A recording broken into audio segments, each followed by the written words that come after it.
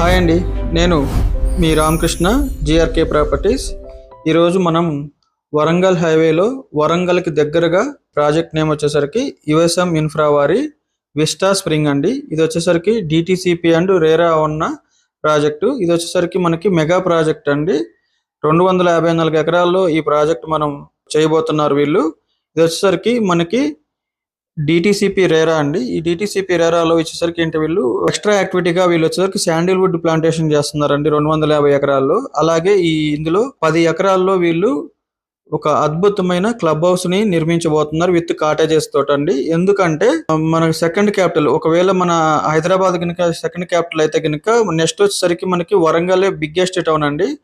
అంటే వరంగల్, కాజీపేట, హన్మకొండ అలాగే కరీంనగర్ని కలుపుకొని వీళ్ళు తెలంగాణకి సెకండ్ క్యాపిటల్గా దీన్ని అనుకుంటున్నారు అన్నమాట. అలాగే రీసెంట్ టైమ్స్లో మనకి ఏవియేషన్ మినిస్టర్ మన రామ్మోహన్ నాయుడు గారు ఎవరైతే ఉన్నారో ఆయన ఏవియేషన్ మినిస్టర్ అన్నమాట. ఆయన ఈ రీసెంట్గా మనకు చెప్పారు ఏంటంటే వరంగల్ కూడా ఒక ఎయిర్పోర్ట్ కావాలి, దట్టు ఏంటంటే మామునూరు ఎయిర్పోర్ట్ అండి.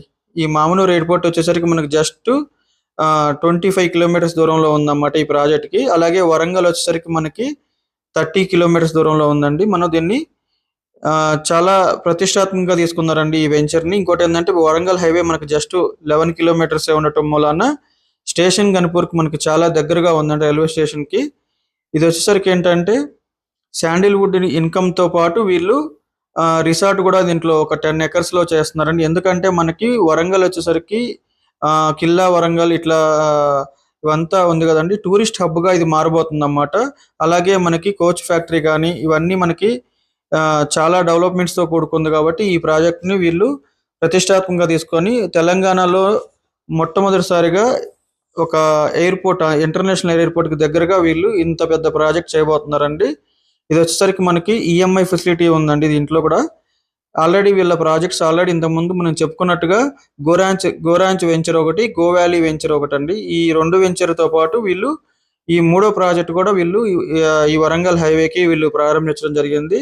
ప్రారంభించిన కొద్ది రోజుల్లోనే 50 ఎకరాలండి, సింగిల్ డేలో 50 ఎకరాలు, అంటే ఆల్మోస్ట్ 500 ప్లాట్స్ వీళ్ళు విక్రయించారన్నమాట. అంటే కస్టమర్లు వీళ్ళని ఎంతగా నమ్ముతున్నారంటే, ఇంకోటి ఏంటంటే ఈఎంఐ ఫెసిలిటీ ఉండటం మూలాన వీళ్ళకి ప్లాట్స్ అధికంగా అమ్ముడుపోతున్నాయండి. అంటే కంపెనీ మీద ట్రస్ట్ ఏర్పడింది. వరంగల్కి దగ్గరగా ఉన్న వాళ్ళందరికీ ఇది ఒక బెస్ట్ అవకాశం అండి. ఎందుకంటే ఎవరైతే ఇలాంటి ప్రాజెక్టులో ఇన్వెస్ట్ చేయాలనుకున్నారో దీంట్లో 120 స్క్వేర్ యార్డ్స్ నుంచి మినిమం ప్లాట్ సైజ్ ఉందండి.